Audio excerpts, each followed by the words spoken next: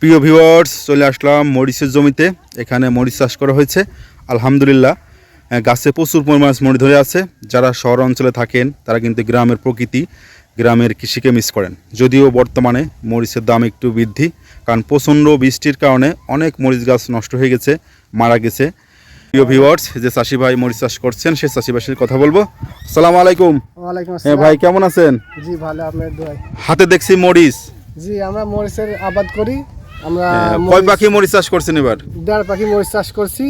বৃষ্টির কারণে কিছু মরিচ মারা গেছে, গাছ নষ্ট হয়ে গেছে, হ্যাঁ, কিছু কিছু নষ্ট হয়ে গেছে। আর মেন সমস্যা হয়েছে যে ওই কুকড়া, মাথা কুকড়ানো, মাথা কুকড়া, মাকড়ের আক্রমণ, আর হচ্ছে আপনার সাদা মাছির আক্রমণ হয়, মাথা কুকড়ানো রোগ হয়। এটা আচ্ছা, এখন বর্তমান বাজার কেমন মরিচের?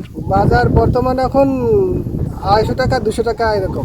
কিছুদিন তো 500 টাকা করে হয়ে গেছিল কেজি। হ্যাঁ, কিছুদিন 500 টাকা কেজি হয়ে গেছিল। ওই সময় মরিচ আমাদের গাছও কম ধরতো, কম ধরতো না। আচ্ছা, প্রতি বছর কি আপনি মরিচ চাষ করেন? প্রতি বছরে আমরা মরিচ চাষ মরিচ করি। চাষ করেন না?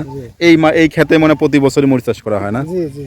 আচ্ছা, মরিচ চাষে আপনি লাভবান বেশি হন না অন্য ফসলে লাভবান বেশি হন? মরিচ চাষে লাভবান হওয়া যায়, কিন্তু মরিচ চাষটা যদি সুন্দরভাবে হয়, মানে টাইম মতো, বিশেষ হয়। করে কীটনাশক, ছত্রাকনাশক, তারপরে সেচ সার দিলে পরে প্রচুর পরিমাণ মরিচ ধরে।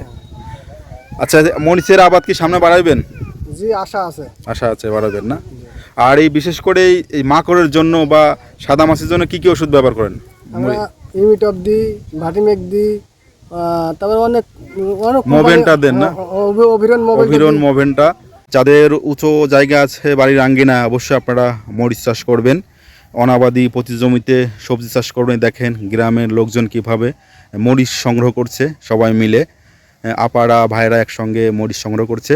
আপনারা অবশ্যই আপনাদের কৃষিকাজে সহযোগিতা করবেন। আর অবশ্যই যে ফসলটা চাষ করেন না কেন, সঠিক পরিচর্যা করবেন, সঠিকভাবে সার, কীটনাশক, সেচ দিবেন। অনেক সময় কিন্তু আমরা যখন আমাদের ফসলে রোগ আক্রমণ করে, এটি দেরিতে আমরা ট্রিটমেন্ট দেই বা কীটনাশক, ছত্রাকনাশক স্প্রে করি।